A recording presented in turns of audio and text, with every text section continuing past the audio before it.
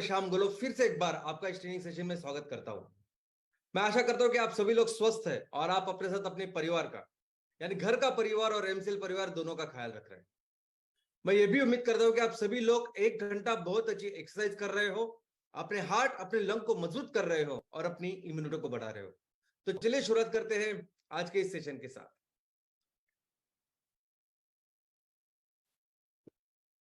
दोस्तों 10 अगस्त को पूरी दुनिया वर्ल्ड बायोफ्यूल डे यानी जागतिक जैव ईंधन दिन को मनाती है और भारत में एमसीएल परिवार भी बहुत बड़ी उत्साह से इस दिन को मनाता है। लेकिन कोई भी दिन हम क्यों मनाते हैं? कोई भी दिन इसलिए सेलिब्रेट करते हैं कि वो दिन जिस इशू के लिए, जिस सब्जेक्ट के लिए सेलिब्रेट किया जाता है, उस विषय के बारे में लोगों को समझे, लोगों में जागरूकता निर्माण हो, उसकी उसका महत्व, इसकी गंभीरता लोगों के ख्याल में है, लोगों को समझे और फिर लोग उसके ऊपर काम करें। दोस्तों हम कई सारे दिन मनाते हैं, कई सारी बीमारियों के लिए दिन मनाते हैं। कैंसर के लिए दिन मनाता है, हृदय रोग के लिए दिन मनाता है, लेप्रेसी हो, ट्यूबरकुलोसिस हो, मलेरिया हो, डेंगू हो, हर बीमारी के लिए हम दिन मनाते हैं। और उसका कारण एक ही होता है कि इस बीमारियों के बारे में लोगों को समझे, जागरूकता निर्माण हो, उन्हें पता चले कि किस तरह से हम इन बीमारियों से लड़ सकते हैं, इससे बच सकते हैं। वैसे भी कई सारे महान राष्ट्र पुरुष हैं जिनकी जयंती हम मनाते हैं और उसका एक ही कारण होता है कि इस राष्ट्र पुरुषों ने जो भी काम किया, जो भी कंट्रीब्यूशन किया लोगों के लिए, समाज के लिए, अपने देश के लिए, वो सब लोगों को पता चले, समाज को पता चले और इससे हम सब प्रेरणा ले और वही प्रेरणा लेके हम भी कुछ अपने अपने लाइफ में कुछ अच्छा कंट्रीब्यूट करें।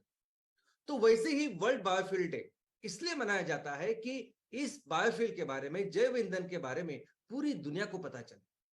और आज तो जैसे बदलते हालात है, जैसे हमारे सामने हर दिन जलवायु परिवर्तन का जो जो संकट है वो गहरा होता जा रहा है, क्लाइमेट चेंज गहरा होता जा रहा है, उस दिनों में तो इस दिन का बहुत ही ज्यादा विशेष महत्व है और हमें कोशिश करनी चाहिए कि इसके बारे में पूरी दुनिया को पता चले। इनफैक्ट एमसीएल तो ऐसे ऑर्गेनाइजेशन जो हर दिन ये दिन मनाती है। तो ये जागतिक जैव ईंधन दिन है, वो 10 अगस्त को मनाया जाता है हर साल। तो क्या हुआ इस 10 अगस्त को, क्यों 10 अगस्त को ही? तो दोस्तों एक बहुत ही महान ऐसे वैज्ञानिक होके जिनका नाम था सर रुडोल्फ डीजल। उन्होंने 1893 में उन्होंने डीजल इंजन की खोज की थी। इनफैक्ट ये वो डीजल इंजन था जिसी के नाम से वो डीजल को डीजल कहा गया, उसको डीजल ऐसे बोलते हैं। सबसे पहले इन्होंने ये जो डीजल इंजन बनाया वो उन्होंने चलाया पीनट ऑयल के ऊपर, यानी जैव ईंधन के ऊपर, बायोडीजल के ऊपर। और तभी उन्होंने प्रेडिक्ट किया था कि ऐसा एक वक्त आएगा कि ये जो इंजन है, जो उस टाइम का दुनिया का सबसे शक्तिशाली इंजन था, डीजल इंजन था, उन्होंने कहा था कि एक दिन ऐसा आएगा, एक वक्त ऐसा है कि हम सबको फिर से इस जैव ईंधन की तरफ जाना पड़ेगा। और यही था वो दिन, 10 अगस्त का वो दिन था कि जिस टाइम उन्होंने ये करके पूरी दुनिया को जैव ईंधन के बारे में बताया था। तो इसीलिए इस दिन को 10 अगस्त को पूरी दुनिया में जैव ईंधन दिन करके मनाया जाता है। तो चलिए समझते हैं कि बायोफ्यूल या जैव ईंधन का मतलब क्या होता है। तो जैव ईंधन यानी ईंधन जो तैयार होता है बायोलॉजिकल यानी जैविक रॉ मटेरियल से। अभी जो नॉर्मली हम जो फॉसिल फ्यूल का इस्तेमाल करते हैं उसे कहते हैं हम लोग पेट्रोकेमिकल्स या पेट्रोल। जब पहली बार इसकी खोज हुई तो लोगों ने इसको पेट्रोल कहा। इसका मतलब है पेट्रोल यानी रॉक, उससे निकला हुआ तेल। तो रॉक से या पत्थर से निकला हुआ तेल, इसको पेट्रोल कहने लगे। बाद में जैसे उसके इस डीजल के, इस क्रूड ऑयल के या पेट्रोल के, इस फ्यूल के कई सारे बाकी केमिकल्स तैयार हुए और उस केमिकल्स के आधार पर कितनी सारी इंडस्ट्रीज तैयार हुई और इन सभी केमिकल्स को कहा गया पेट्रोकेमिकल्स, क्योंकि उसकी खोज हुई, उसकी शुरुआत हुई उस पेट्रोस से। पेट्रोस का मतलब है रॉक, रॉक का मतलब है पत्थर। तो पत्थरों से निकले हुए केमिकल्स, पत्थरों से निकला हुआ ईंधन, ये एक तरफ जिसको हमें रोकना है, जिसको रिप्लेस करना है। और जैविक यानी बायोमास से निकला हुआ जो ईंधन है उसे हम कहेंगे जैव ईंधन। इस जैव ईंधन के क्लासिफिकेशन, जो वर्गीकरण है, वो अलग अलग तरीके से है, लेकिन दो सबसे प्रमुख ऐसे क्लासिफिकेशन है। पहला जो क्लासिफिकेशन है, वर्गीकरण है, वो इस पे आधारित है कि जो जैव ईंधन का हम इस्तेमाल करते हैं वो कौन से फिजिकल फॉर्म में है। तो सबसे पहले इसमें आते हैं सॉलिड बायोफ्यूल्स, इसका मतलब घन रूप जैव ईंधन। और इसमें आते हैं लकड़ी, और बायोकोल। दूसरा अगर हम देखेंगे तो वो है लिक्विड यानी द्रव रूप जैव ईंधन, और द्रव रूप जैव ईंधन में आते हैं बायोडीजल और बायोइथेनॉल। बायोडीजल होता है डीजल के लिए और बायोइथेनॉल होता है पेट्रोल के लिए। और तीसरा जो है वो है वायु रूप जैव ईंधन। अब इस वायु रूप जैव ईंधन में आता है बायोगैस और जिससे जो निकलता है वो बायोमीथेन। तो चलिए देखते हैं इस सॉलिड बायोफ्यूल के बारे में, समझते हैं इस घन रूप जैव ईंधन के बारे में। तो घन रूप जैव ईंधन नैसर्गिक या प्रकृति से भी तैयार होता हुआ हो। एक तो प्रकृति से तैयार कर सकते हैं, नहीं तो हम फैक्ट्री में उसको तैयार कर सकते हैं। जो नेचुरली प्रकृति में हमें मिलता है वो है ऑफकोर्स लकड़ी। अभी हम देखते हैं कि कितनी सारी ऐसी लकड़ियों की पेड़ों की टहनी होती है या सूखी लकड़ी होती है जिसका इस्तेमाल भारत देश में और कई सारे देश में ईंधन के तौर पर किया जाता है। चाहे वो कुकिंग का ईंधन हो, घर के लिए, घरेलू चीज के लिए, या कमर्शियल चीजों में भी इसका उपयोग होता है। लेकिन कुछ कंपनियां ऐसी है वो ना कि सिर्फ इस सूखी लकड़ियों को जैव ईंधन के तौर पर बेचते हैं, लेकिन पेड़ों को काट के भी उसकी चिप्स करके इसको वुड पैलेट करके एक्सपोर्ट करते हैं, बेचते हैं दूसरे देश को। क्योंकि कोयले के साथ इस बायो ईंधन को उसको ब्लेंड करना, ऐसी पॉलिसी ऑलमोस्ट हर देश में है। तो कोयले के साथ 5%, 10% जैव ईंधन डालना चाहिए और उसको जलाना चाहिए, ऐसी पॉलिसी हर जगह है। इसलिए कुछ कुछ कंपनी ऐसी है कि जो इस लकड़ी को काट के उसके स्मॉल स्मॉल प्लेट्स लगा के वो बेचती है विदाउट प्रोसेसिंग। और दूसरा है ऑफ कोर्स मैन्युफैक्चर, जो हम फैक्ट्री में जिसको इस घन रूप जैव ईंधन को तैयार कर सकते हैं और जिसे हम बायोकोल भी कह सकते हैं। दोस्तों हर तरह के कई तरह के अलग अलग बायोमास हो सकते हैं। ऐसे बायोमास से हम लोग ये बायोकोल, ब्रिकेट, पिलेट्स ऐसे तैयार कर सकते हैं। और मैं कहता हूं तो भारत में एमसीएल एकमेव ऐसी कंपनी है कि जिसके पास जो ब्रांड तैयार करके एमकोल या बायोकोल बेच रही है। और मुझे लगता है कि विश्व में शायद कोई ऐसी कंपनी हो कि जो बायोकोल एक ब्रांड के तौर पर आज बेच रही है। इसके बाद है लिक्विड यानी द्रव रूप जैव ईंधन। अब द्रव रूप जैव ईंधन में है बायोडीजल और बायोइथेनॉल। समझते हैं बायोडीजल के बारे में। बायोडीजल का मतलब है किसी भी वनस्पति तेल से तैयार किया हुआ डीजल।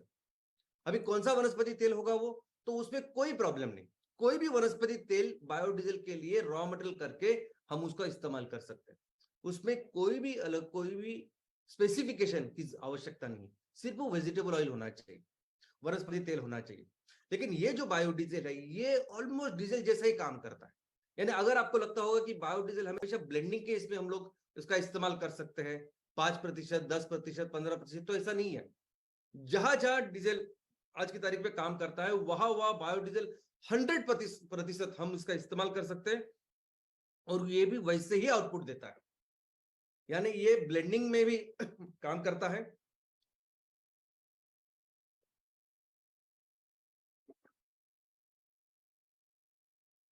ब्लेंडिंग में भी ये काम करता है, यानी डीजल के साथ, नॉर्मल फोसिल डीजल के साथ आप इसको ब्लेंड करो, इसका इस्तेमाल करो और 100% बायोडीजल का भी इस्तेमाल कर सकते हैं हम लोग। लेकिन जब 100% बायोडीजल का इस्तेमाल करते हैं तो कार्बोरेटर में थोड़े से चेंजेस करने पड़ते हैं और बहुत कम टेम्परेचर में, तापमान में ये सॉलिडिफाई हो जाता है। जैसे हमारे घर का, किचन का जो रखा हुआ वेजिटेबल ऑयल है वो भी सॉलिडिफाई हो जाता है। तो उसमें थोड़े से चेंजेस करने पड़ते हैं मशीन में, जो आसानी से किए जा सकते हैं। आज की तारीख में यूरोप में, अमेरिका में ऐसी गाड़ियां बनती है जिसमें ये चेंजेस करके ये गाड़ियां बनती है। तो ये सभी गाड़ियां जो यूरोप में बनती है, यूरोप में है, अमेरिका में है, ब्राजील में है, ये गाड़ियां 100% बायोडीजल पे भी चल सकती है, बायोडीजल बायोइथेनॉल पे, 100% पेट्रोल डीजल पे भी चल सकती है और दोनों का कोई भी ब्लेंड हो उसके ऊपर भी चलती है। और ऐसी गाड़ियों को कहते हैं फ्लेक्स इंजन वाली गाड़ियां। और भारत में भी अभी ऐसी गाड़ी की शुरुआत होने वाली है कि जो गाड़ियां 100% बायोडीजल, 100% इथेनॉल और 100% फॉसिल फ्यूल और इनके कोई भी ब्लेंड के ऊपर चलेगी। पूरी दुनिया में जो भी बायोडीजल बनाया जाता है, जिस देश में बनाया जाता है, वो अपने देश में जो रॉ मटेरियल अवेलेबल है, जो वेजिटेबल ऑयल अवेलेबल है, उससे वो बायोडीजल बनाते हैं। जैसे यूरोप में आप जाएंगे तो रेपसीड ऑयल है जिससे वो बायोडीजल बनाते हैं। अमेरिका में जाओगे तो सोयाबीन ऑयल है, उससे वो बायोडीजल बनाते हैं। मलेशिया में जाओगे तो वहां पाम ऑयल है, उससे बायोडीजल बनाते हैं। तो हर देश अपने अपने देश में जो भी वेजिटेबल ऑयल अवेलेबल होता है उससे बायोडीजल बनाता है। अभी भारत की बात करें तो भारत की परिस्थिति आज वेजिटेबल ऑयल में ऐसी है कि पिछले साल हमने इस 2022 में 60% ऑलमोस्ट जो वेजिटेबल जो हमें खाने के लिए लगता है वो हमने बाहर से मंगाया, 60%। तो यार इस वेजिटेबल ऑयल से बायोडीजल तो हम लोग बना ही नहीं सकते क्योंकि हमारे पास है ही नहीं। तो फिर इसके ऊपर काफी दिनों से रिसर्च हुआ। 2006 में एक पॉलिसी बनी कि ये जो इसके ऊपर थी कि किस तरह से हम अपने देश में बायोडीजल का उत्पादन करें। तो इस बायोडीजल के लिए फिर रॉ मटेरियल कौन सा होगा, तो इसके लिए संशोधन करने के बाद एक वनस्पति को चुना गया। वो वनस्पति का नाम है जेट्रोफा। दोस्तों जेट्रोफा एक तो पूरे देश में हर जगह आता है, हर राज्य में उसके अलग अलग नाम है। हमारे देश में जेट्रोफा के 200 से ज्यादा जाति, 10,000 से ज्यादा उपजाति है। इसको एरंड, मोगली एरंड, रान एरंड, जमाल गोटा, ऐसे कई सारे लोकल नेम है जिससे हम उसको पहचानते हैं। और ये जेट्रोफा अगर आप देखोगे तो जेट्रोफा एक श्रब है, यानी बहुत बड़ा पेड़ नहीं, तो छोटा पेड़ है। और उसकी जो रूट सिस्टम है वो फाइब्रस है, तंतुमय है। तो कोई सी भी ऐसी जमीन जो ज्यादा उपजाऊ नहीं है, बंजर है, थोड़ी सी मिट्टी है, ऐसी मिट्टी में भी ये आता है। बहुत ज्यादा अगर सूखा पड़े तो भी ये मरता नहीं, और अगर बाढ़ भी आए तो ये उससे कुछ फर्क नहीं पड़ता। तो ऐसे जेट्रोफा की फिर उसको चुना गया, और जेट्रोफा के बेस के ऊपर पॉलिसी का निर्माण हुआ कि हम जेट्रोफा का निर्माण करेंगे, ज्यादा से ज्यादा उसमें जो सीड्स आती है उससे जेट्रोफा का ऑयल बनेगा और उससे बायोडीजल बनेगा। उसी के साथ और एक वनस्पति के ऊपर काफी अच्छा काम हुआ है भारत में, और उसका नाम है करंजा।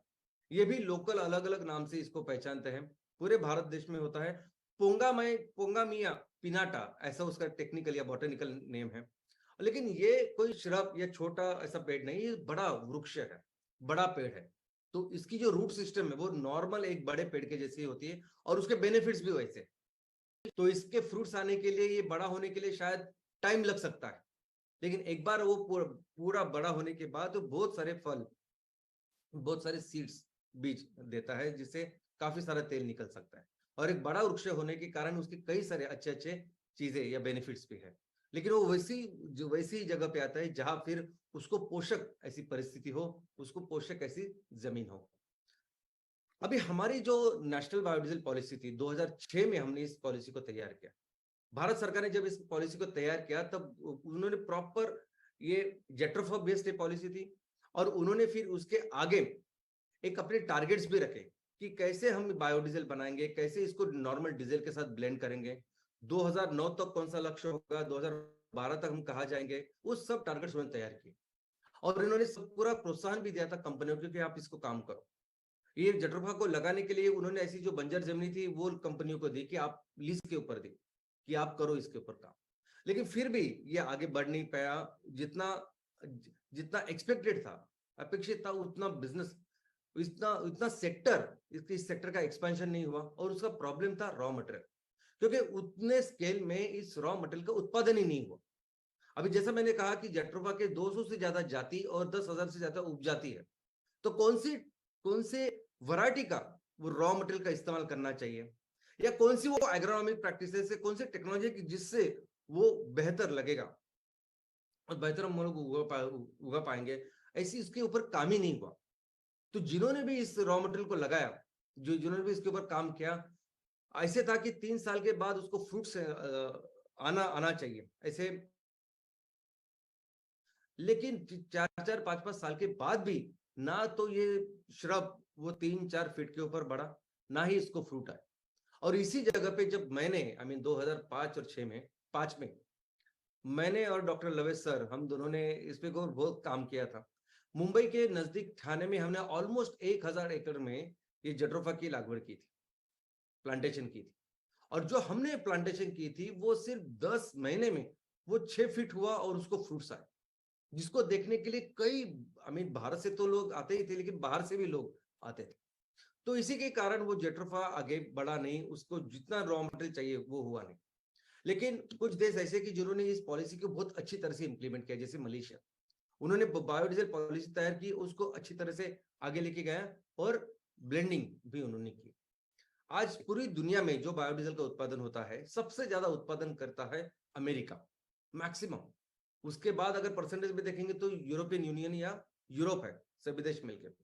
ब्राजील इंडिविजुअल अगर देखेंगे एक देश, तो अमेरिका के बाद आता है ब्राजील, और बाद में फिर इंडोनेशिया और बाकी छोटे छोटे देश है। हमारा कॉन्ट्रीब्यूशन इसमें बहुत ही कम है। दूसरा जो है ये है बायोडीजल, और पेट्रोल के लिए जो 100% पेट्रोल को रिप्लेस कर सकता है, ऐसे जीव ईंधन का नाम है बायो इथेनॉल। कोई भी ऐसा रॉ मटेरियल जिस रॉ मटेरियल में बहुत ज्यादा कार्बोहाइड्रेट हो, बहुत ज्यादा शुगर हो, ऐसे शुगर वाले रॉ मटेरियल को अगर आप फर्मेंटेशन करते तो उससे बनता है अल्कोहल, और वही है बायो इथेनॉल। अब ये बायो इथेनॉल जैसे 100% बायोडीजल इस्तेमाल कर सकते हैं, डीजल को रिप्लेस कर सकते हैं, वैसे ही बायो इथेनॉल 100% पेट्रोल को रिप्लेस कर सकता है। 100% भी कर सकता है, अलग अलग ब्लेंडिंग में भी कर सकता है, और सिर्फ वो फ्यूल करके ही नहीं, तो कई सारे उसके कई ज्यादा उसके एप्लीकेशंस है। आज पेट्रोकेमिकल्स में बेस्ट जो इंडस्ट्रीज है, कई सारी जगह पे बायो इथेनॉल रॉ मटेरियल करके जाता है। लेकिन ये चीज सिर्फ बायो इथेनॉल के साथ नहीं है, तो इससे भी बेहतर है मिथेनॉल। दोस्तों, आज हम देखते हैं कि क्रूड ऑयल जो है, तो क्रूड ऑयल का ईंधन के तौर पर हम लोग इस्तेमाल कर रहे हैं, लेकिन इसी क्रूड ऑयल से कई सारे ऐसे रॉ मटेरियल तैयार होते हैं, जैसे प्लास्टिक, रबर, कितने सारे, और उस पे बेस पे कई सारे इंडस्ट्रीज है, कई सारे इंडस्ट्रीज के सेक्टर्स है, हजारों कंपनियां जो इसके ऊपर डिपेंडेंट होती है आज की तारीख में। और इस पेट्रोकेमिकल की चीजों को इस्तेमाल करने के बाद जो हो रहा है हम देख रहे हैं, कचरे का। लेकिन इस पूरे पेट्रोकेमिकल को 100% रिप्लेस कर सकता है मिथेनॉल।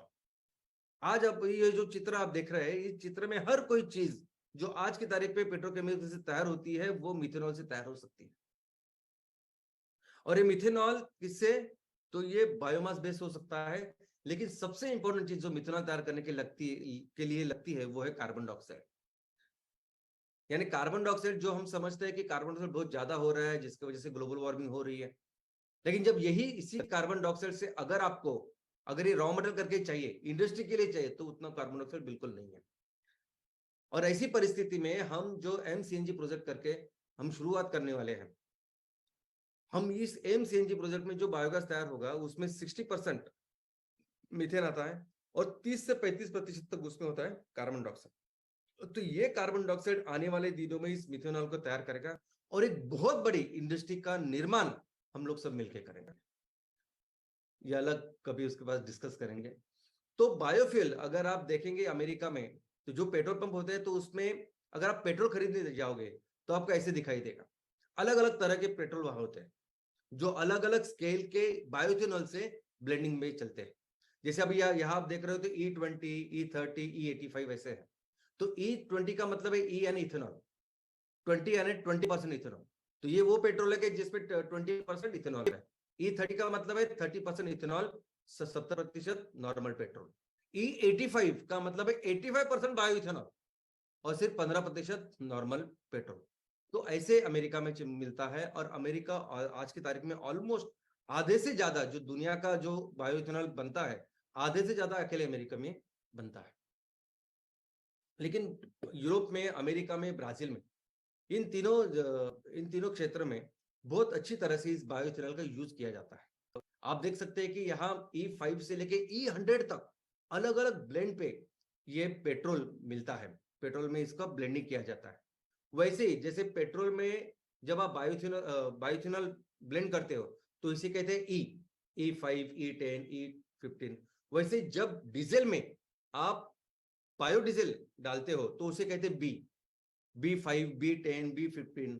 बी का मतलब वही ई जैसा, बी मतलब बायोडीजल, और कितना है, 5 का मतलब है 5%, B10 का मतलब है 10%। ऐसी पूरी दुनिया में इस्तेमाल होता है। तीसरा है गैसियस, यानी वायुरूप जैव ईंधन। अब इस वायुरूप जैव ईंधन में ऑफ कोर्स हमारा बायोगैस है, और उस बायोगैस में जो मिलता है वो बायोमीथेन। अभी मीथेन सबसे शक्तिशाली और बहुत इफेक्टिव ऐसे ईंधन है, जो ऑलमोस्ट हर एप्लीकेशन में जिसका उपयोग हो सकता है, ऑलमोस्ट हर। और इस बायोमीथेन को या बायोगैस को कैसे तैयार करते हैं, तो कोई भी वस्तु, जो कोई भी रॉ मटेरियल जिसका इस्तेमाल होता है, उसका डाइजेशन होता है, और डाइजेशन से मिलता है ये बायोगैस।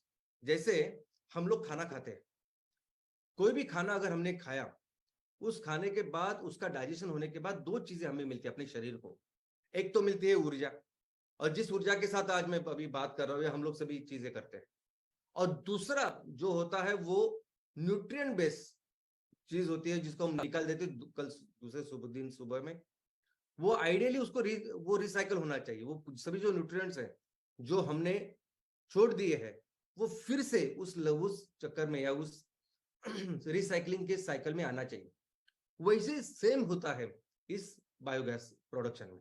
जब भी कोई रॉ मटेरियल, जैसे नेपियर ग्लास आज हम लोग इस्तेमाल कर रहे हैं, नेपियर ग्लास का कंप्लीट डाइजेशन होता है माइक्रो ऑर्गेनिजम्स। जो भी बायोरिएक्टर का हम इस्तेमाल करते हैं उसमें होते हैं माइक्रो ऑर्गेनिजम्स जो 100% इसका डाइजेशन करते हैं और फिर देते हैं दो चीजें। इनफैक्ट हमारे पेट में भी जो डाइजेशन करते हैं वो माइक्रो ऑर्गेनिजम्स ही है। हम जो देख रहे हैं हमारे पेट में एक्चुअली वो छोटे सूक्ष्म जीव है जो वहां बायोरिएक्टर में भी काम करते हैं।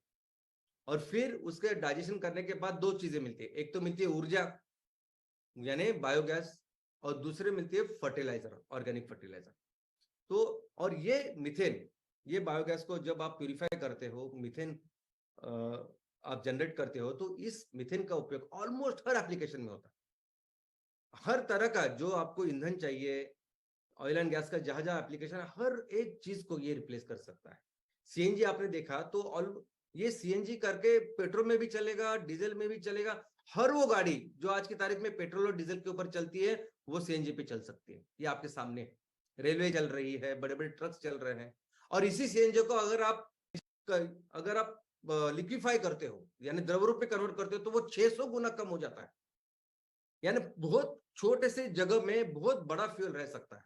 और आने वाले दिनों में यही एलएनजी, वो हवाई जहाज हो, समुद्र का जहाज हो, बड़े बड़े ट्रेन हो, ट्रक्स हो, इसमें फ्यूल देने वाला है।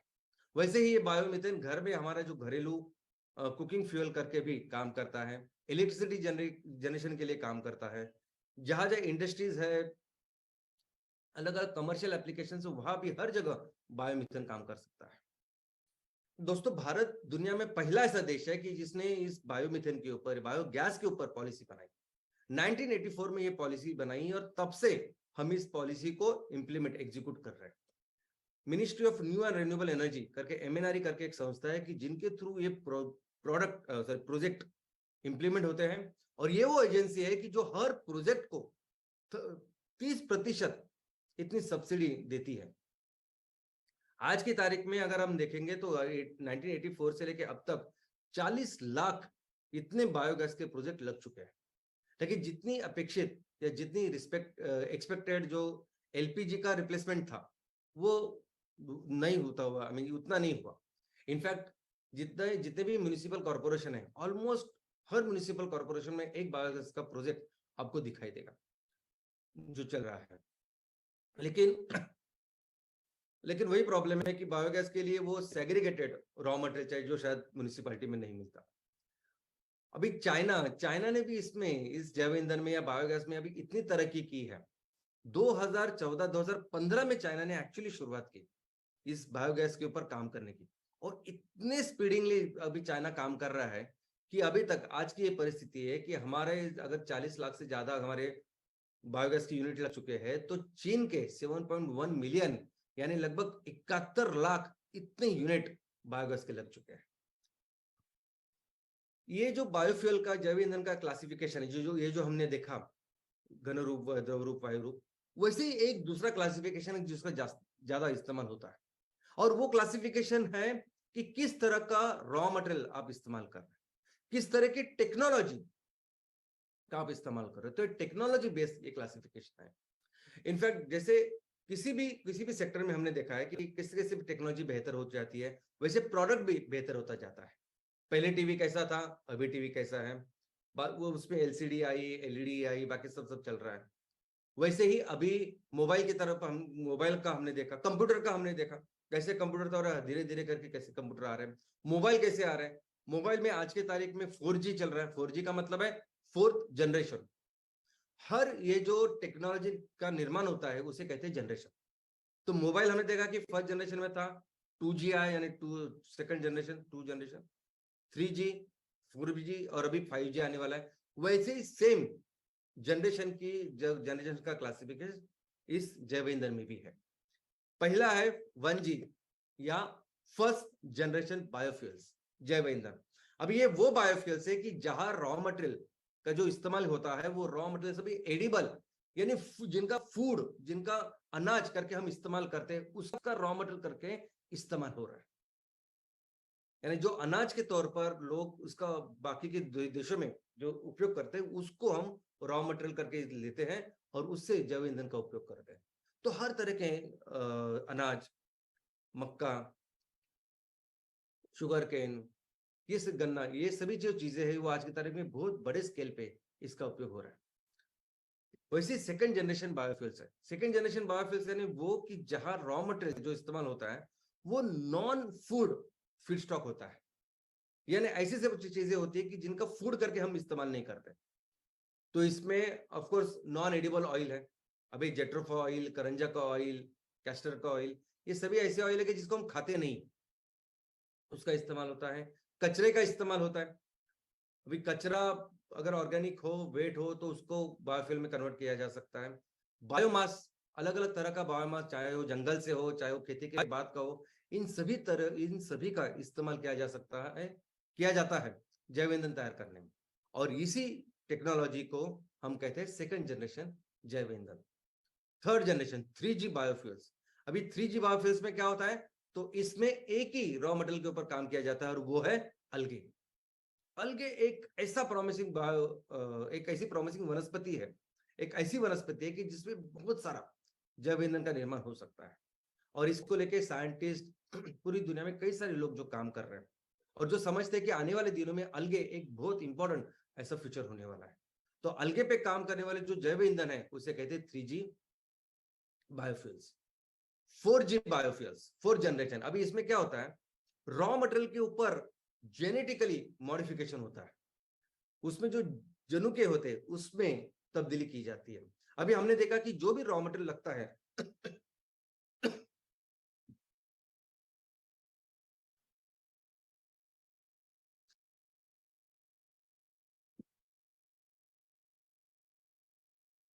हर रॉ मटेरियल ऑलमोस्ट हम लोग खेती में तैयार करते हैं, उसकी प्लांटेशन करते हैं। तो ये इस जनरेशन में क्या होता है कि जो हमें रॉ मटेरियल चाहिए उसके बीज में बदलाव करते हैं। उसके बीज में देखते हैं कि हम, अगर आपको रॉ मटेरियल ऐसा चाहिए कि जिसमें ज्यादा तेल हो, तो ज्यादा तेल तैयार करने वाला रॉ मटेरियल के ऊपर काम चल रहा है। या अगर आपको चाहिए कि ज्यादा बायोमास बहुत जल्दी वो ग्रो करे, तो उसके ऊपर काम चल रहा है। या बाकी कोई भी आधुनिक तकनीक अगर इसमें इस्तेमाल होती है तो वो सब 4G कैटेगरी में आती है। सुना होगा, पिछले 2-3 दशकों से ये GM, genetically modified seeds, Bharat में भी आ चुका है। और जीएम कॉटन, मुझे लगता है हम सबको इसके बारे में पता है। अलगे बायोफ्यूल, अलगे से बेस जैव ईंधन, इसके बारे में समझना पड़ेगा क्योंकि दुनिया में बहुत जगह पे अभी इसके ऊपर काम चल रहा है। सबसे पहले तो समझते कि अलगे का मतलब क्या है। अलगे यानी शैवाल, अलगे यानी काई। अभी ये बारिश के सीजन में आप देखोगे तो पत्थरों के ऊपर, जमीन के ऊपर ऐसी ग्रीन आपको ऐसी लेयर दिखाई देगी, ये है अलगे। और हम लोग उसके ऊपर से फिसलते हैं। वो फिसलते क्यों है, क्योंकि इस अलगे में, इस शैवाल में तेल होता है। तो दोस्तों, अलगे बेसिकली एक पेशीय सूक्ष्म वनस्पति है। अलग अलग तरह की वनस्पति है, बहुत बड़े बड़े पेड़ है, वृक्ष है, हर तरह की वनस्पति आप देखते हैं। इस सभी वनस्पति की सबसे पहली वनस्पति, एक पेशीय सूक्ष्म वनस्पति अगर कोई है तो वो है अलगे। इस दुनिया में जो जीवों की उत्पत्ति हुई है, आज आप देख रहे हैं तो दो तरह के जीव है, एक है वनस्पति कैटेगरी और दूसरी है प्राणी कैटेगरी। लेकिन इनकी सबसे पहली जो शुरुआत हुई इस दुनिया के ऊपर, वो हुई एक ऐसे एक पेशीय जीव से कि जिसके पास न्यूक्लियर मटेरियल भी नहीं था बराबर, वो सब डिस्पर्स था। बाद में आया, यानी वो था प्रोकैरियोट्स, बाद में यूकैरियोट्स की जिसमें ये न्यूक्लियर मटेरियल जो है वो ऑर्गेनाइज हुआ सेल में, एक पेशीय जीव। और एक पेशीय जीव से फिर ऐसे दो अलग अलग जीव बने। प्राणी के लिए जो जिससे प्राणी बने बाद में, उसका पहला एक पेशीय प्राणी जिसे कह सकते हैं वो था प्रोटोजोआ। और उससे वो प्रोटोजोआ बन के इतने सारे अलग अलग तरह के जीव आज हम अपने सामने देख रहे हैं। वैसे ही वनस्पति से पहले एक पेशीय वनस्पति अगर कोई बनी होगी इस यूकैरियोट से, तो उसका नाम था अलगे। और इस अलगे से अभी आज की तारीख में दुनिया में जितनी भी अलग अलग तरह की वनस्पति बनी है ना, वो अल्टीमेटली स्टार्ट हुई है इस अलगे से। और आज भी ये अलगे मिलते हैं। तो इसका मतलब है कि ये अलगे दुनिया में हर जगह मिलते हैं और हर तरह के अलगे हैं। समुद्र वाले अलगे, फ्रेश वाटर वाले अलगे, हर तरह के आप जहां देखोगे वो अलगे हो सकते हैं। और इस अलगे से कैसे बायोफ्यूल जैव ईंधन का निर्माण हो सकता है? तो सबसे पहले तो इस अलगे में तेल हो सकता है।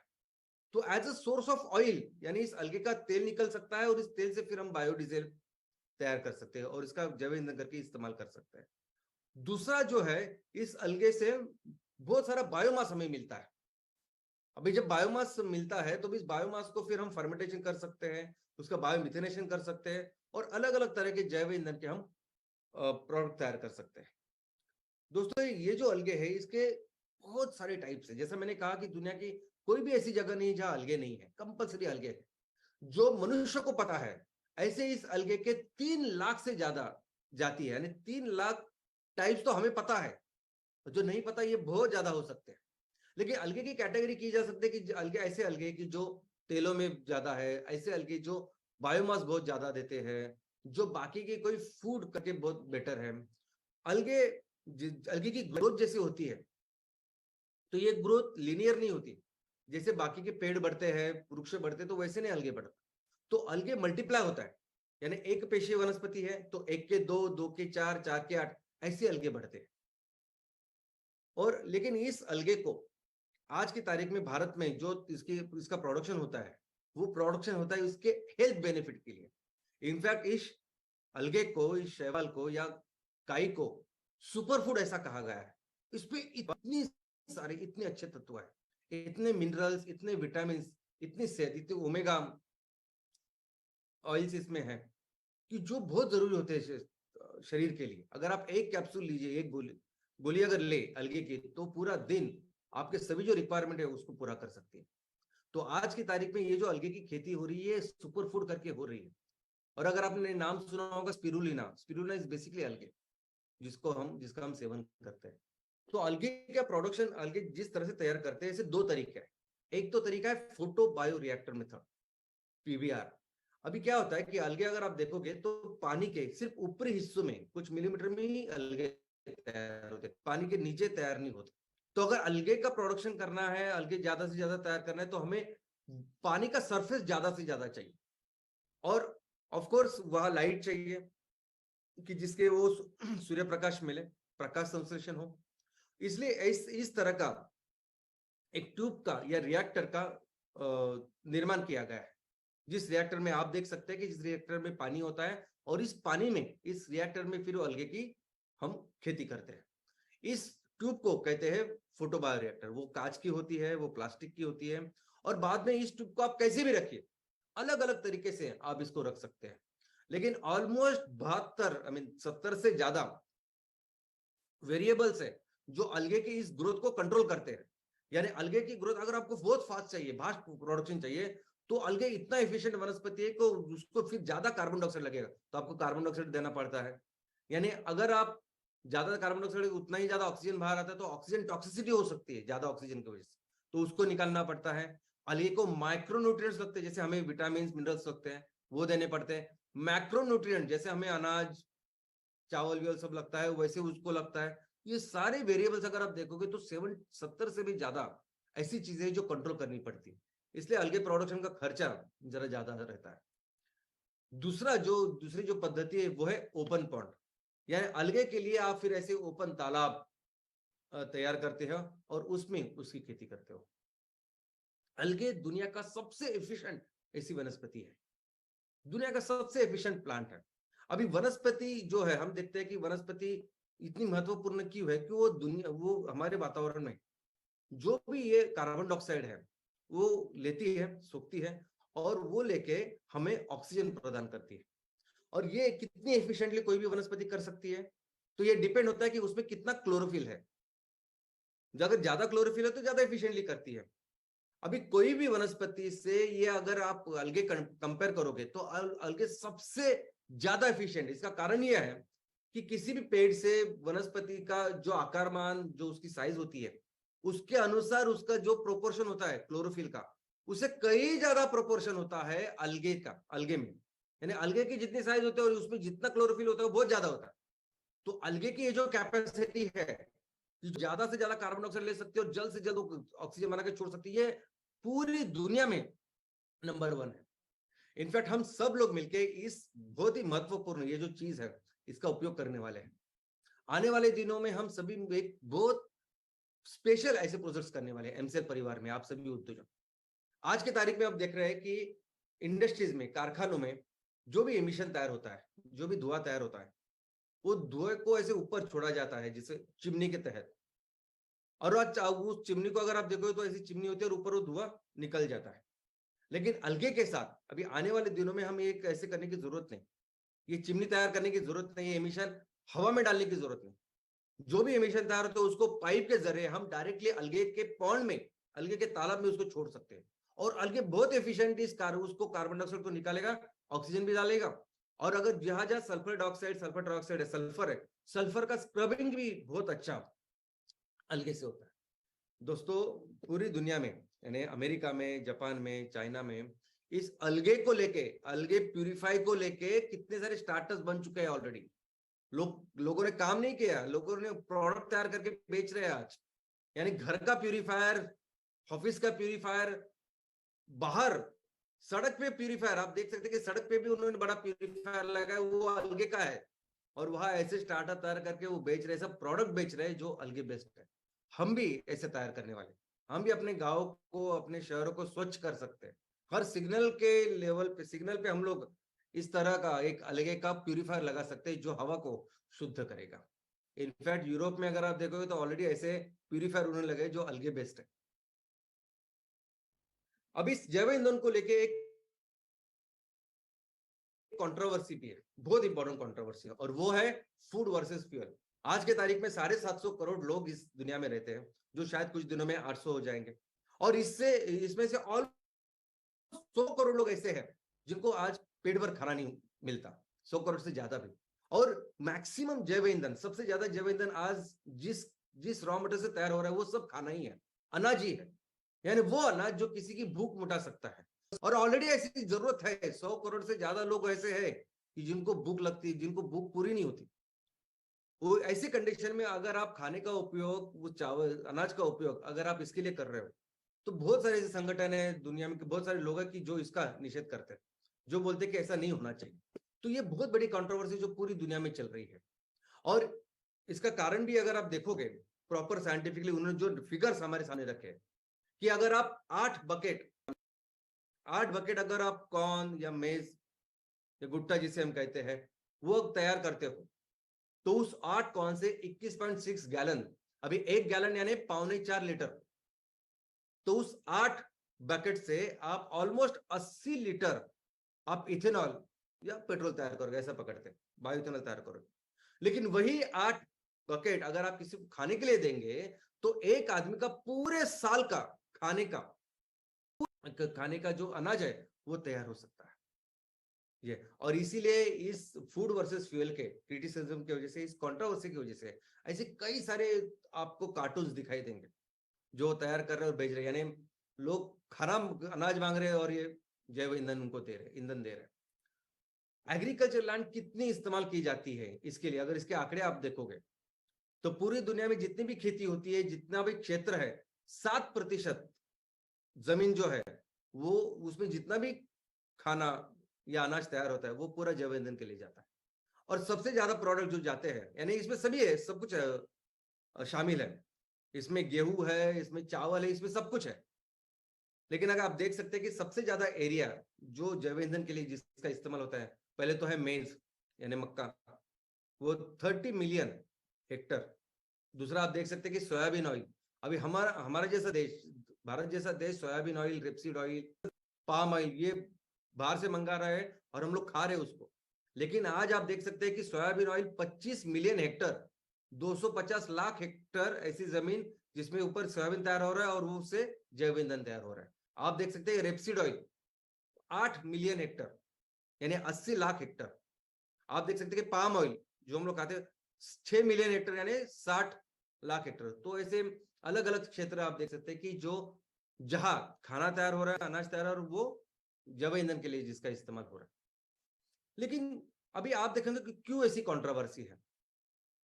ये कंट्रोवर्सी फूड एक तरह ऐसी परिस्थिति, फिर भी लोग जैव ईंधन का इस्तेमाल क्यों कर रहे हैं? क्योंकि जैव ईंधन एक में ऐसा सोल्यूशन है कि जिसके पास जो 100% सस्टेनेबल है, जो पूरी दुनिया को अच्छी तरीके से पता है। आज इस जैव रिन्यूएबल के नाम पे ये जो ईवी चल रहा है, ये जो सोलर चल रहा है, लोग जानते हैं। इनफैक्ट जो लोग इसके ऊपर काम कर रहे हैं वो भी जान चुके कि ये सस्टेनेबल बिल्कुल नहीं है। ये हो सकता है कि इंट्री मैनेजमेंट हो, लेकिन ये सस्टेनेबल हो ही नहीं सकता। अगर दुनिया में कुछ सस्टेनेबल है, अगर इस दुनिया बचाने के लिए कुछ करना होगा तो बायोफ्यूल ही करना होगा। और इसी का कारण है जो लोग बोलते हैं कि जैव ईंधन नहीं करना चाहिए, वो लोग बोलते हैं कि वो खाने के इस दृष्टिकोण से इसको देख रहे हैं। लेकिन जो इसको कर रहे हैं वो बोल रहे हैं कि दुनिया बचाने का कोई तरीका ही नहीं है दूसरा। अगर हम लोग जैव ईंधन नहीं तैयार करोगे तो हो सकता है कि बहुत ज्यादा और हालत खराब हो इस दुनिया की। तो जैव ईंधन 100% सस्टेनेबल है। और इसी को जैसे अभी पूरी बहुत सारी दुनिया में ग्लोबली अलग अलग सोर्सेस पे काम कर रही है। लोग काम कर रहे हैं इस नॉन फूड फीड स्टॉक पर। हमने देखा कि कैसे जेट्रोफा हो सकता है, करंजा हो सकता है, कैस्टर ऑयल हो सकते हैं, कि जिससे नॉन फूड जो ऑयल है उसका निर्माण हो, वो उसका इस्तेमाल हो, इसके ऊपर लोग काम कर रहे हैं। लोग काम कर रहे हैं अलगे के ऊपर। अभी अलगे जैसे मैंने कहा कि पूरी दुनिया में हर जगह अलगे मिलता है। और कुछ तो अलगे के ऐसे वैरायटीज है, टाइप्स है, जो 4-4 घंटे में डबल होते हैं, 4 घंटे में डबल, 6 घंटे में डबल। तो इतना बायोमास उसका हो सकता है, लेकिन उसकी परिस्थिति वो आप देख सकते हैं कि बहुत ही कठिन, बहुत ही जटिल, कॉम्प्लेक्स ऐसी सिस्टम है उसको ग्रो करने की। वेस्ट, कचरे से बायोफ्यूल का निर्माण करें, जैव ईंधन का निर्माण करें, ज्यादा से ज्यादा जहां कचरा मिलता है उसको लेके जाएं, उसके ऊपर भी काम चालू है, लोग काम कर रहे हैं। फिर हाइड्रोजन फ्यूल, अभी हाइड्रोजन फ्यूल बहुत ही इंपॉर्टेंट, एक रोमांचक ऐसी कहानी है। अभी हाइड्रोजन ये जो फ्यूल है ईंधन के तौर पर, अभी कई सारी कंपनी इसको मार्केट करने की कोशिश कर रही है, बेचने की कोशिश कर रही है। लोगों ने हाइड्रोजन के ऊपर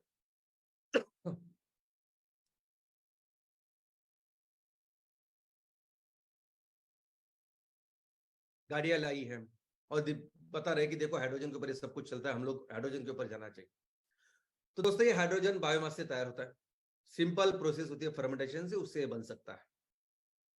लेकिन आज मैं उसके बारे में आपको बताना चाहूंगा कि आज की तारीख में दुनिया में एक मूवी बहुत ही सुपरहिट चल रही है।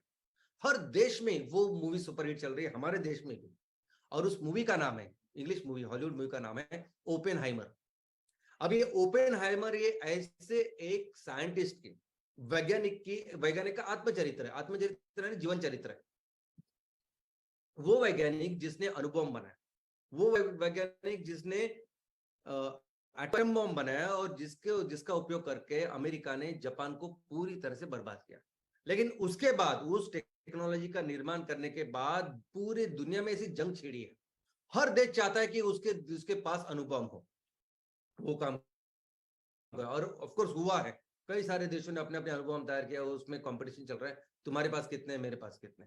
फिर ऐसा हुआ कि नहीं, इसका हम लोग अच्छी चीज के लिए भी इस्तेमाल कर सकते हैं, तो इससे क्लीन एनर्जी का निर्माण कर सकते हैं।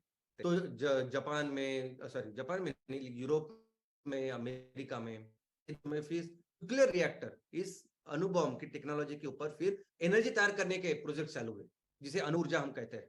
लेकिन ये प्रोजेक्ट, इसमें जा कुछ भी अगर थोड़ा सा हादसा हुआ, कुछ भी थोड़ा सा एक्सीडेंट हुआ, तो ऐसा समझे कि अणु बॉम्ब फूट गया, ये हो गया, उसका एक्सप्लोड हो गया। और वैसे ही पूरी हानि होती है जैसे उस अणु बॉम्ब की वजह से जापान की हुई। तो फिर अभी एक बहुत बड़ी पहल है पूरी दुनिया में कि अणु ऊर्जा नहीं चाहिए, कहीं भी नहीं। अभी इस अणु ऊर्जा के नेक्स्ट अगर कुछ ऊर्जा है, इस अणु बॉम्ब के ऊपर नेक्स्ट अगर कोई बॉम्ब है, तो वो है हाइड्रोजन बॉम्ब। हाइड्रोजन बॉम्ब ये उससे भी ज्यादा शक्तिशाली ऐसा बॉम्ब है। नॉर्थ कोरिया के किम जोंग, आप सभी शायद जानते होंगे कि वो वहां के हुकुमशाह है, डिक्टेटर है। उन्होंने पूरी दुनिया को बताया कि देखो हमसे उलझना नहीं, हमारे पास हाइड्रोजन बॉम्ब है। और इतना शक्तिशाली वो हाइड्रोजन है, उसको स्टोर करना इतना डिफिकल्ट है, उसको कैसे हम इस्तेमाल कर सकते हैं। जो भी गाड़ी इसके ऊपर चलती है, जो जो एक्सपेरिमेंट हुए, वो इतने, फिर उसमें जो कुछ एक्सीडेंट्स हुए, वो देख के पता चलता है कि ये एक्चुअली वेरी वेरी डेंजरस है। वो उतना ही डेंजरस है जितना अनुभव था। तो ये कहानी हाइड्रोजन की है। तो दोस्तों बेसिकली जैव ईंधन में इशू क्या है? हाइड्रोजन तो वैसे जैव ईंधन का सिर्फ एक पार्ट है जिसको आज लोग बता रहा है, इसलिए मैंने आपको समझाया। लेकिन जैव ईंधन की जब भी बात होती है तो उसमें हाइड्रोजन की बात नहीं होती। बाकी की सभी जो हमने देखे, बायोडीजल, बायोइथेनॉल, बायोमीथेन, ये सब कुछ जो है, अब ये सस्टेनेबल सोल्यूशन है, दुनिया को बचाने वाले सोल्यूशन है, लेकिन क्यों नहीं वो उस लेवल पे जाते? क्यों नहीं उसका इतना काम होता? क्यों वो अपने इस फॉसिल फ्यूल को रिप्लेस नहीं कर पाते? तो सबसे बड़ा प्रॉब्लम इसमें कुछ है तो वो है रॉ मटेरियल। रॉ मटेरियल ही नहीं है, रॉ मटेरियल नहीं उस लेवल पे, उस स्केल पे। जो भी छोटे छोटे प्रोजेक्ट आपने देखा होगा, वेस्ट से बनता है कुछ बायोफ्यूल, या कोई करंजा से, या कोई जट्रोफा से बना रहा है, अलग अलग चीजों से बन रही, वो इतने छोटे हैं कि लोग गिनते भी नहीं उसको। अगर कोई एक दूसरा प्रोजेक्ट चालू है ना, कोई देखता भी नहीं उसकी तरफ। इतनी बड़ी स्केल पे, इतनी बड़ी लेवल पे आज हमें इस ऑयल एंड गैस या ये ईंधन लगता है, और फिर उसको जितना रॉ मटेरियल चाहिए वो नहीं है। इसलिए आज जितना भी मैक्सिमम जो बायोफ्यूल या मैक्सिमम जैव ईंधन का निर्माण हो रहा है, वो हो रहा है सिर्फ और सिर्फ अनाज की वजह से। अनाज का ही इस्तेमाल कर, क्योंकि कोई दूसरा ऑप्शन ही नहीं है इस रॉ मटेरियल के लिए। और जो भी बाकी के ऑप्शन के ऊपर हम काम कर रहे हैं वो नहीं उतनी प्रॉमिसिंग। वेस्ट की बात करें, कचरे की बात करें, तो जितना भी कचरा हम लोग तैयार करते हैं ना, जो गीला कचरा होता है, अभी हमारे जो वेस्ट में 50-60% गीला कचरा होता है, लेकिन वो सेग्रीगेटेड चाहिए ना। अगर उसमें प्लास्टिक है, रबड़ है, शर्ट है, चप्पल है, तो वो हम उसका नहीं इस्तेमाल कर सकते, उससे नहीं जैव ईंधन तैयार करते, उस प्रोसेस को में वो काम नहीं करेगा। इनफैक्ट कचरे का तो ऐसा है कि अगर आप हर कचरे को सेग्रीगेट करके दे, कोई भी कचरा हो, तो 100% रिसाइकल हो सकता है, कोई जरूरत नहीं है वो पहाड़ों को बड़ा करने की। लेकिन वैसा नहीं है। रॉ मटेरियल के आगे एग्रीकल्चर वेस्ट की बात करें, बाकी के किसी बायोमास की बात करें, तो वो उतनी लेवल पे नहीं जितने ऑयल एंड गैस चाहिए। ऑयल एंड गैस के कंपैरिजन में बहुत छोटे हैं, जेट्रोपा वगैरह वो भी जो काम कर रहे हैं वो भी बहुत छोटा है। अलगे की बात करें तो अलगे में इतना पैसा लगता है। ये जो मैंने कहा कि 72 वेरिएबल्स है कि जिसके ऊपर अलगे काम करते हैं, ये पूरी मशीनरी आप देख रहे हो, ये इतनी कैपिटल इंटेंसिव है कि आज की तारीख में जो मैक्सिमम अलगे का उपयोग होता है वो सुपर फूड करके होता है। यानी स्पिरुलिना आप देखोगे तो 2000-2500 किलो में बेचते हैं वो लोग, तभी जाके वो फिजिबल होता है ना। अगर आप वो 40-50-100 रुपए वाला आप फ्यूल का निर्माण, उसमें बहुत डिफिकल्ट है ये करने में। फिर भी लोग काम कर रहे हैं, लेकिन डिफिकल्ट है, मुश्किल है। तो सबसे इंपॉर्टेंट प्रॉब्लम ये है ना दुनिया के सामने, कि किस तरह से इतने बड़े वॉल्यूम को ये तैयार करें। इतने बड़े ऑयल एंड गैस जब हम जैव ईंधन को देख रहे हैं कि एक सस्टेनेबल सोल्यूशन की तरह, लेकिन वो किस तरह से इतने बड़े स्केल पे तैयार करें। और जब ये जैव ईंधन तैयार होता है ना, उसके लिए जो रॉ मटेरियल लगता है ना, उसको 5 गुना 10 गुना लगता है। 10 गुना अगर रॉ मटेरियल आपको लगता हो और प्रोडक्ट भी आपको इतना बड़ा चाहिए, तो ये कैसे तैयार करें, कैसे इसको हैंडल करें, वॉल्यूम कैसे करें, ये सबसे बड़ा प्रॉब्लम है दुनिया के सामने। और इसीलिए दुनिया जानती है, दुनिया ये मानती है, ये समझती है कि जैव ईंधन पे भले ही हम लोग देखे बात करें, लेकिन जैव ईंधन कभी फॉसिल फ्यूल को रिप्लेस ही नहीं कर सकता, क्योंकि वॉल्यूम ये इतना ग्रेट, इतना बड़ा है सब कुछ, तो ये पॉसिबल ही नहीं, मुमकिन ही नहीं। और यही कारण है कि कितनी ही तबाही हमारे आंखों के सामने हो रही, फिर भी क्रूड ऑयल पूरी दुनिया में राज कर रहा है। इस क्रूड ऑयल के ऊपर पूरी दुनिया की इकोनॉमी है, हर देश की इकोनॉमी इसके ऊपर चल रही है। वो रशिया इतने सबके सामने युद्ध कर रहा है यूक्रेन के साथ, और यूक्रेन को मदद करने के लिए यूनाइटेड नेशन का एक भी देश नहीं जा रहा, क्योंकि पूरे इस यूरोप को 40% से ज्यादा नेचुरल गैस रशिया से आती है। पूरी दुनिया को सबसे ज्यादा अगर क्रूड ऑयल कोई सप्लाई करता है वो रशिया, किसी की हिम्मत नहीं उसके आगे जाने की। तो ऐसी आज की परिस्थिति है कि जैव ईंधन की बात करें, लेकिन जैव ईंधन हुई सब्स्टिट्यूट कर ही नहीं सकता, ऐसे लोगों का मानना है। और दोस्तों ऐसे पोजीशन में, ऐसे परिस्थिति में जो एमसीएल कर रहे हैं, अगर इसको आप समझेंगे तो आप ज्यादा गर्व महसूस करोगे। जितनी ज्यादा पढ़ाई करोगे आप ऐसी परिस्थितियों की, ऐसे सिस्टम की, तो आपको पता चलेगा, आपको समझा कि हम क्या कर रहे हैं। आप बिजनेस के एंगल से नहीं, एक कंट्रीब्यूशन के एंगल से अगर हम देखेंगे, तो आपको पता चलेगा कि एमसीएल किस तरीके से इस सब परिस्थिति को बदलने वाला है, बदल रहा है। क्यों मैं ऐसा क्यों 1-2-4 प्रोजेक्ट पहले चलाओ बाद में सब करो, ऐसे नहीं करते हम लोग। क्यों इतने सारे प्रोजेक्ट के पीछे पड़े हैं, क्यों इतना सब काम करने की कोशिश कर रहे हैं, क्योंकि हम दुनिया के लिए अभी ये जो एग्जाम्पल, ये सोल्यूशन है, ये तैयार कर रहे हैं। और जो हमारा कंट्रीब्यूशन दुनिया के लिए होने वाला है वो बहुत बहुत बड़ा होने वाला है।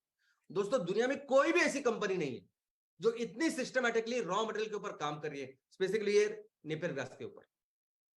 अलगे अलगे बायोमास के लिए अलगे के ऊपर काम कर रहे हैं। आप पूरा पढ़ाई करो उसके बारे में, आपको पता चलेगा क्या चल रहा है।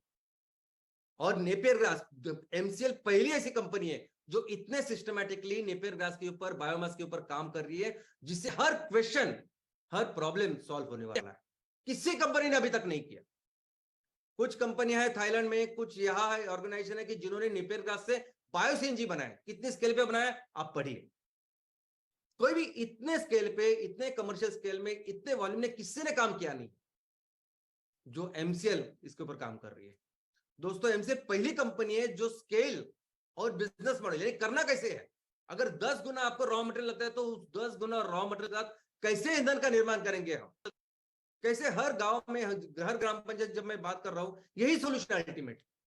और ये प्रैक्टिकल सोल्यूशन हम कर रहे हैं उसको अभी, और ये दुनिया के लिए सोल्यूशन है। इनफैक्ट ये एमकोल जो है वो तो डिसरप्टिव है, वो तो पाथ ब्रेकिंग है, आउट ऑफ द बॉक्स है। दोस्तों जितनी भी ग्लोबल वार्मिंग, जितनी भी तबाही आज हमारे आंखों के सामने हो रही है ना, उसका एक नंबर दुश्मन, एक जिम्मेदार अगर कोई है तो वो है कोयला। ये इंडस्ट्रियल रेवोल्यूशन के बाद ये अमेरिका हो, यूरोप हो, ये सभी डेवलप जो नेशंस है ना, उन्होंने इतना कोयला जलाया है, उसके वजह से ये धुआं है ऊपर। और आज भी कोयले के ऊपर डिपेंडेंट है सब लोग, सभी इंफ्रास्ट्रक्चर कोयला इतने बड़े लेवल पे इस्तेमाल कर रहे हैं। और वहां ऐसे परिस्थिति में कोई इस कोयले को 100% रिप्लेस कर रहा है। कोई इस सबसे बड़े दुश्मन को रिप्लेस करने के लिए, उसका अंत करने के लिए एमको लेके आया है। तो इसके जैसा कॉन्ट्रीब्यूशन हो ही नहीं सकता। कोई, किसी ने सोचा नहीं होगा अभी तक कि ऐसे हम लोग एमको कैसे बायोकोल ऐसा तैयार करेंगे, ऐसा सिस्टमेटिकली रॉ मटेरियल तैयार करेंगे और ये पूरी दुनिया को एक सोल्यूशन देगा। आज हमारी ताकत इतनी है हम सबकी, हम मिलके दुनिया के लिए जितना कोयला लगता है ना, उससे 30% से ज्यादा कोयला तैयार कर सकते हैं। ऐसा भारत देश के में रिसोर्सेस हम कर सकते हैं मिलकर, और करेंगे। और ये एम कुकिंग सिस्टम, ये एम स्टोव, ये एम पिलेट्स, ये भी अगेन ब्रेक थ्रू, ये अगेन मिराकुलस। ये जो चूल्हे हम लोग लेके आएंगे, ये 100% एलिमिनेट करेंगे इस एलपीजी को। और सिर्फ गांव में नहीं, गांव में वहां जो चूल्हे चलते हैं बायोमास, उसकी बात नहीं कर रहा हूं मैं।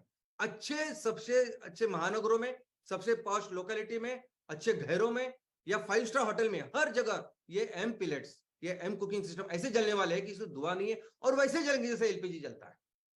ये काम किसी ने अभी तक नहीं किया जो एलपीजी, जो हम एमसीएल कर रहे हैं। और सिर्फ इतना ही नहीं है, ये तो मैं आपको बता रहा हूं क्योंकि ये आपके सामने है। आने वाले दिनों में जो हर तरह के एप्लीकेशन है, जो भी अलग अलग तरह के फ्यूल ईंधन लगते हैं, हर तरह के ईंधन का सोल्यूशन हम देंगे। और वो भी सिर्फ और सिर्फ जैव ईंधन के माध्यम से, वो हम करा के देंगे। इनफैक्ट यही कारण होगा कि आने वाले दिनों में सबसे ज्यादा इन्वेस्टमेंट अगर किसी कंपनी में होगी तो वो होगी एमसीएल। इसका कारण यह है दोस्तों कि हमारी इकोनॉमी आज की तारीख में 300 लाख करोड़ की है। यानी आप बिस्किट का पैकेट लीजिए 4 रुपए का, नहीं तो आप एक बड़ी कार खरीदिए 10 लाख की। तो सब कुछ पैसा लेके कितना बनता है जीडीपी? 300 लाख करोड़ का अपने देश का, इतने सारी आबादी, इतने लोगों का। और दूसरी तरफ ऑयल एंड गैस में हर साल में कितना निवेश होता है? पिछले साल कितना निवेश हुआ? तो 225 लाख करोड़। एक साल में 225 लाख करोड़ एक चीज में, एक सेक्टर में निवेश हुआ, और वो है ऑयल एंड गैस। तो सोचे जब ऐसे एग्जांपल लेके आएंगे ना, तो यही तरीका है, लोग यही पैसे डालने वाले हैं। और हम वो होने वाले हैं जो दुनिया को एक्चुअली फिर से सस्टेनेबल पाथ के ऊपर लेके जाएंगे। उस स्केल में ये बिजनेस हमें करना पड़ेगा। और इसलिए मैं कहता हूं कि हर तहसील जो जिस स्केल में जाएगा, हर गांव में ये पोटेंशियल है बिजनेस का, because it is oil and gas, because it is petrochemicals. और मैंने आज आपको बताया ऑयल एंड गैस का हम तो ख्याल रखेंगे, ईंधन और ऊर्जा का ख्याल रखेंगे, लेकिन कैसे पेट्रोकेमिकल्स उसको रिप्लेस करेंगे। इसलिए मैंने वो इथेनॉल, मिथेनॉल के बारे में आपको बताया। और कैसे सस्टेनेबल इकोनॉमी हर तरीके से, यानी सिर्फ ईंधन की बात नहीं है, तो हर तरीके से हर प्रोडक्ट को हम सस्टेनेबल बना